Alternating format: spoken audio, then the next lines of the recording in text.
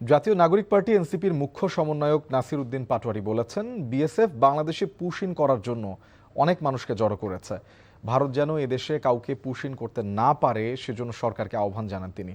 দুপুরে বেনাপোলের সাদিপুর সীমান্ত এলাকা পরিদর্শন করে এসব কথা বলেন।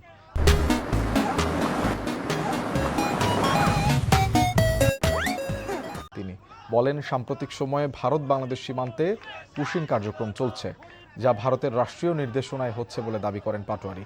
তিনি বলেন, বাংলাদেশের সার্বভৌমত্ব রক্ষায় দল মতের ঊর্ধ্বে উঠে রাত জেগে সীমান্ত পহরা দিতে হবে। শুভেন্দু অধিকারী সরকার বা বিজেপি সরকার করছে, তা আমরা সরকারকে আহ্বান জানাই, সরকারের কঠোর হওয়া প্রয়োজন, সরকারের এখানে নম হওয়া প্রয়োজন নাই। বাংলাদেশের মানুষ, আপনাদের এটা একটা লিটমাস টেস্ট, এই লিটমাস টেস্টে যদি আপনারা ফেল করেন তাহলে কিন্তু বাংলাদেশের মানুষ আপনাদেরকে ফেল করে দিবে। কারণ বাংলাদেশের মানুষ সার্বভৌমত্ব, স্বাধীনতার প্রশ্নে আপোষ করবে না, কারণ এটা আমাদের বাপ দাদাদের রক্ত থেকে না।